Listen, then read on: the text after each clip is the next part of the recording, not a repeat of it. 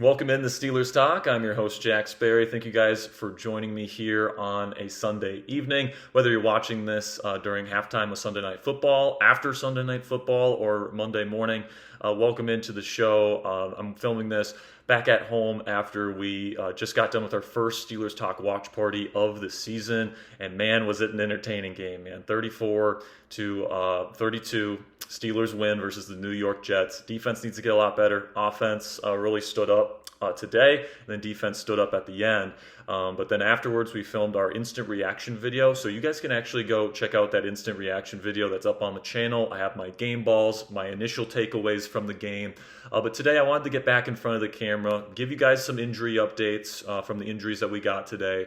Also talk about some potential options for the Steelers in terms of roster additions that could be needed for this team moving forward. Also, Aaron Rodgers gave his comments on beating the New York Jets that are very interesting to me. And then we got a couple more takeaways from the game itself after I've had a chance to watch the game back over again. So we'll start with the injury updates here, starting with Deshon Elliott. Obviously, this one's probably the biggest one and potentially the most serious. He left the game early on with a knee injury. Obviously, Deshon's a big part of this defense, one of the best tacklers in the league, super smart player. But Mike Tomlin didn't really give us an update in his post-game press conference. He says that, pretty much the same things that we know, that he's got a knee injury and that he's being evaluated. I'm sure Tomlin will have an update for us on him when he takes the podium again on Tuesday. So make sure you guys click that subscribe button for the latest Deshon Elliott injury updates. But I just want to talk about this for a little second here, guys. If Deshon Elliott is out for an extended period of time, I would really consider bringing in Jabrill Peppers if I am the Pittsburgh Steelers. Peppers is considered one of the best, true safeties in the National Football League. He can play in the box. He can play free safety. If something, God forbid, were to happen to Juan Thornhill, I would trust Peppers a lot more than Chuck Clark. I thought Chuck did a decent enough job stepping in for Deshon Elliott today, but Peppers can bring you a completely different element. And honestly, you can run more three safety packages if you bring in Jabrill Peppers, even if Deshon Elliott comes back. And listen, man, Elliott was walking around very gingerly after the injury, so my guess is he probably won't be ready to go next week versus Seattle, but obviously don't assume anything. We'll see on Tuesday what the official designation is. But if he's missing a significant portion of time, if you bring in Jabrill Peppers, then he can play that strong safety role in Deshon Elliott's stead. And then when Deshon ends up coming back, and I do think this won't be a season-ending injury, knock on wood, but I do think we will see Deshon Elliott again this season. And when and if that happens, you can deploy some really nasty three safety packages with Jabrill Peppers, Deshon Elliott, Juan Thornhill, and Jalen Ramsey all out there. There's a lot of versatility in that group of defensive backs that you can really have a lot of fun with if you are the Pittsburgh Steelers coaching staff. So if Jabrill wants to come play for a really good team here, you want to play for a team that can put up 34 points against a defense with Sauce Gardner and Quinnen Williams on it. You got a quarterback that can complete 73% of his passes and throw for 4 touchdowns in a game on the road. I would give him a call, give his agent a call, see if they're interested in coming to play for Pittsburgh, let him know Deshon's situation, whatever it ends up being. And I think that would be a hell of an addition for the Pittsburgh Steelers. So keep your eye on Jabrill Peppers this week and see if the Steelers show any interest. Continuing on with the injury updates here, Joey Porter Jr., his injury is a hamstring issue. This is the same issue that he has been dealing with since training camp. And it tightened up on him today, so the Steelers decided to to shut him down as firstly a cautionary thing. You don't want to lose him for the entire season, but also secondly, if you're playing on a tight hamstring and you're going up against Garrett Wilson, that's not going to go well for you. So I thought Brandon Echols did a good job stepping in.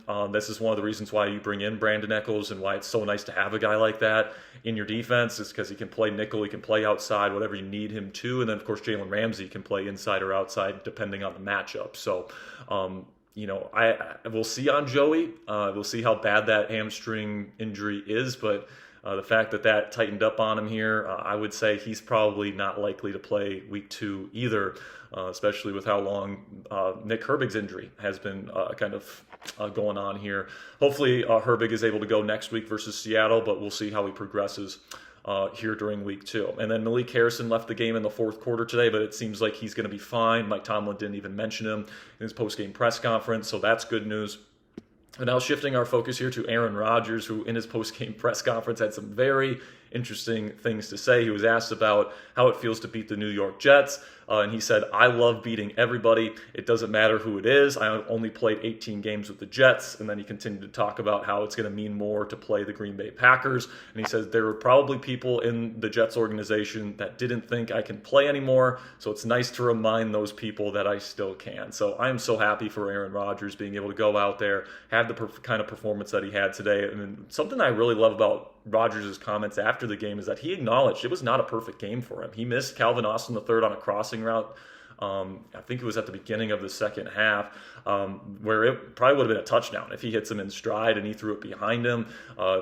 He certainly had some miscommunications with Jonnu Smith today.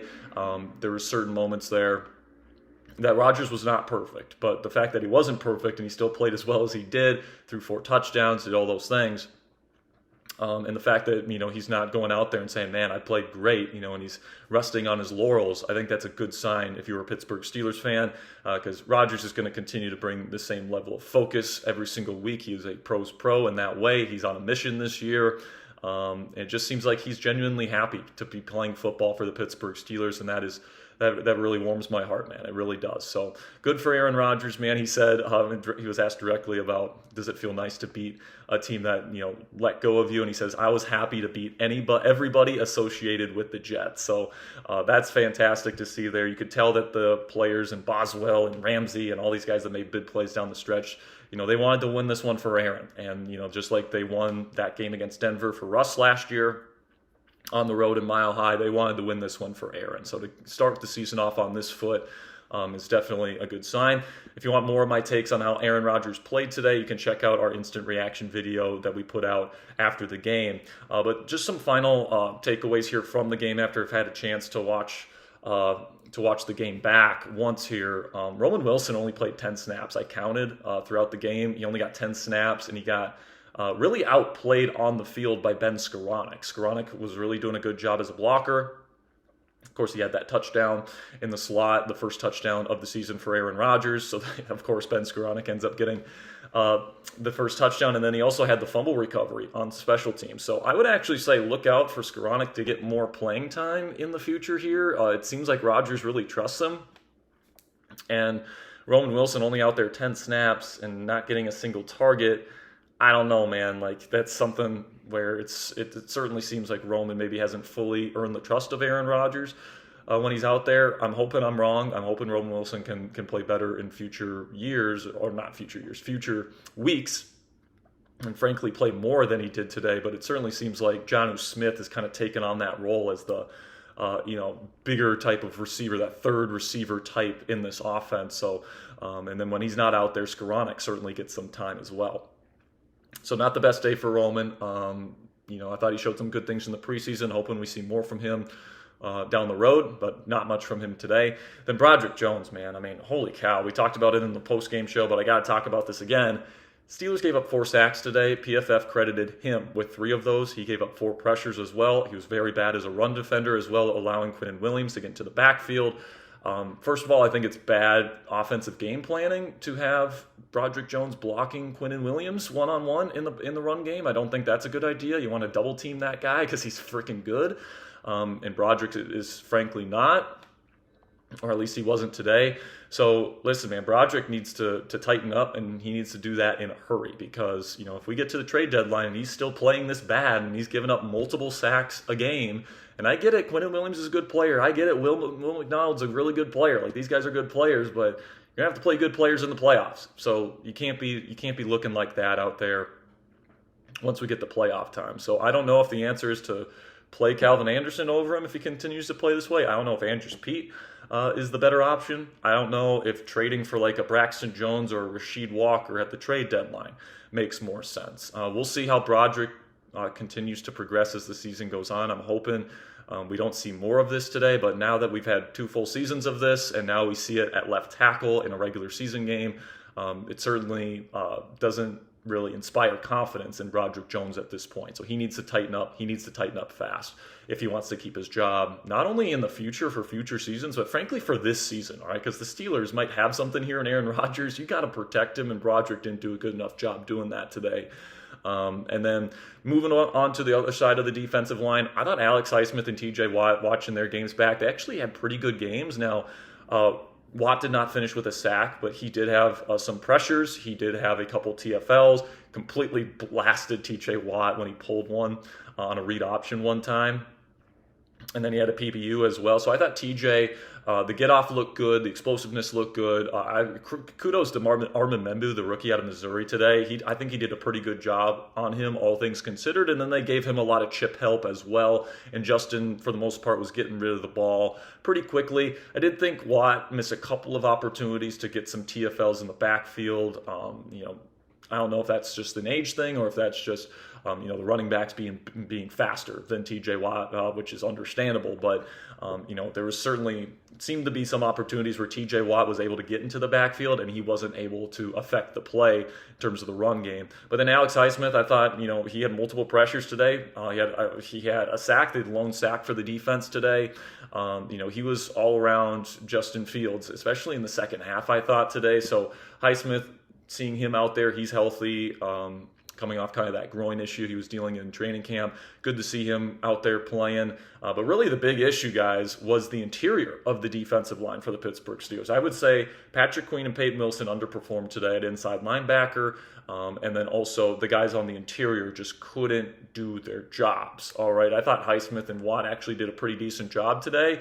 But I think the big issue with the Steelers' run game, guys, and this goes back to past seasons, which makes sense why it's still a problem, is this coaching staff seems to just think that Keanu Benson is this big-bodied nose tackle that can take on double teams and be a run-stuffing, nose. And that's not what he is. Like that's not what he was at Wisconsin. He was a disruptive type of pass-rushing type, like a 3 technique or a 5 technique. He wasn't, this run gap stopping, taking on double teams, stonewalling double teams type of nose tackle, but that's kind of the role the Steelers are asking him to play. And what's even weirder is you have a guy that's like 340 pounds in Y.A. Black, who's more than capable, in my opinion, and we saw it at Iowa last year at taking on those double teams and being that nose tackle. So I know Y.A. Black is not supposed to be a starter on this team, and the Steelers would prefer to have Cam Hayward, Keanu Benson, and Derrick Harmon, when he gets healthy, all out there on the field. And I get that, but you can't have your nose tackle be out there and completely taken out of the play consistently with double teams. The whole point of having that run-stuffing nose tackle is when the double teams get sent his way, he can stop them and not move, and the line of scrimmage doesn't move. But with Keanu Benson, he's not the biggest guy in the world, which is one of the reasons why I think this is a huge mistake. It's not even that it's Keanu's fault. Keanu is being played out of position here, in my opinion, where he should be playing 3 technique or 5 technique. And as long as Derrick Harmon is out, it should be Y.A. Black at the 1 technique nose tackle. He's bigger, he's stronger, he can take on double teams better. It's just weird to see this coaching staff be so adamant to put Keanu Benson at nose tackle. He's not a nose tackle. He consistently got driven backwards today on double teams. And this is a problem when you have an undersized nose tackle, so people can just run it right down your throats. And then, Patrick Queen looks slow at times today. Peyton Wilson, still adjusting to an every down role. You put all those things together and you don't have a good run defense unit. Now, Seattle did not look great today. The Seattle Seahawks versus the 49ers, and and the Niners have terrible defensive tackle depth. So hopefully next week this interior defensive line is going to look better. Also, you got to give credit to the New York Jets. I think that group looked really good today. Joe Tippmann looked really good at right guard. Josh Myers looked really good at center. Kudos to those guys for getting it done. And then the 2 first-round tackles. Kudos to those guys. Got to give credit to Alufashanu and then Harmon Membu for doing as well as they did. And I thought John Simpson looked really good at left guard. So, that team might have a little something here. With Justin looking as good as he did today, the offensive line looking as good as it did today, with Breece Hall looking as good as he did today, they might be pesky, all right? They might be frisky, and they might be tough to beat on a weekly basis, evidenced by today's game where they scored over 30 points against what I think a lot of people expect to be a really good defense this year in the Pittsburgh Steelers. But obviously, I think the easy quick fix there, not that there's any really easy quick fixes in the National Football League, just put Keanu Benson where you play Y.A. Black, put Y.A. Black where you put Keanu Benson. Force teams to double team that one technique there in Y.A. Black, and then allow Keanu Benson to use his great first step, to use his hand usage, to use all the different things, his athleticism, to get into the backfield and affect more plays.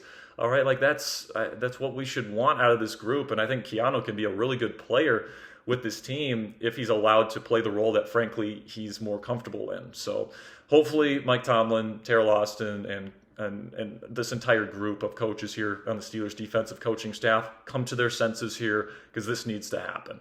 But then my final kind of note here before I say goodbye here for the evening, guys, Pittsburgh needs to use Jaylen Warren more, in my opinion. He had some good stuff today as a receiver. He had some good stuff as a running back in the second half of the game today. They got him going in the second half more than they did in the first. They were kind of running it more with Kenneth Gainwell in the first half. And, they got Kaleb Johnson out there for a little bit, but not much. But Jaylen Warren pretty clearly is the best running back on this team. I think he showed that today, because we did see all three running backs, and Jaylen was pretty clearly the best out of all of them. Didn't always have run lanes to exploit, but I consistently felt like he got the most yardage he could have with what he was given. And then he also showed his props as a receiving threat as well. So I think you got to utilize him more. He's got a pretty dynamic skill set, and he can be pretty darn efficient for you if you use him enough. But today they used Kenneth Gainwell kind of a freaky amount. It's kind of like a weird Arthur Smith thing, is that he uses these kind of utility players with weird usage rates. And I think this year that player might be Kenneth Gainwell. Obviously, Gainwell got one of my game balls. Awesome special teams play. Love Kenny. Love what the role that he should be playing here. But Jaylen Warren should be this team's number one back. You paid him. You've been saying he's your number one back. Use him that way. That's my final message there. All right, so that's going to be it for today's show, guys. Thank you so much for stopping by for this kind of at-home style post-game show. Tomorrow, we're going to get another video out to you guys early in the morning.